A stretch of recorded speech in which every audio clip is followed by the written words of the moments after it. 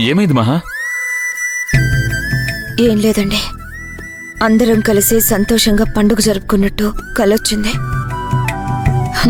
కలైనా ఆ కాసేపు ఎంత ఆనందంగా అనిపించిందో తెలుసా?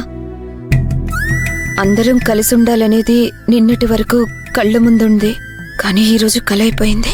ఈ చిన్న చిన్న సమస్యలు వస్తూ ఉంటాయి మహా, ఎప్పటికీ ఉండిపోవు. కానీ పండుగ పూట కూడా కలిసి ఉండలేకపోతున్నాం కదండి.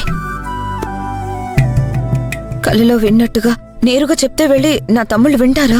అలా ఉండాలి అనుకున్నా ఇంట్లో పరిస్థితులు బాగోలేవు. భూమి ఆరోగ్యం కుదుటపడే వరకు మళ్ళీ అందరూ ఇంట్లో కలిసిపోవాలి, ఆనందంగా ఉండాలి, దీపావళి పండుగ చేసుకోవాలి అన్న ఆలోచన వద్దు. మరి ఈ దీపావళి ఏ సంతోషం లేకుండా ఇలా వెళ్ళిపోవాల్సిందేనా? ఈ దీపావళికి ఏమీ చేసుకోలేకపోయినా వచ్చే సంక్రాంతికైనా అందరం కలిసి ఆ పెద్ద పండుగ జరుపుకుందాం.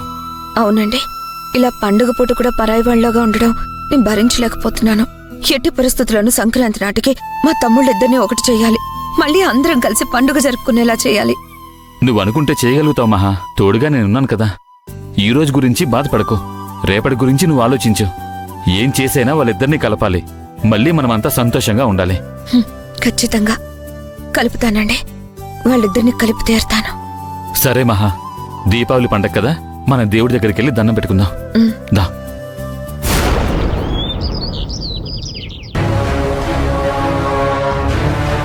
మమ్మీ,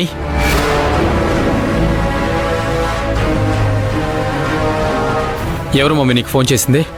ఏం చెప్పారు? శౌర్య పెళ్లి ఫిక్స్ అయిపోయింది కదూ. వాళ్ళన్న ఎవరికిచ్చి పెళ్లి చేయాలనుకుంటున్నాడో వాళ్ళతోనే పెళ్లి చేస్తున్నాడు కదూ. అందుకేనా నీకు ఈ ఆనందం? రే, నువ్వేదో బాధలో ఉన్నావని, నువ్వనుకున్నట్టుగానే జరుగుతుంది అని ఊహించుకుంటే ఎలా?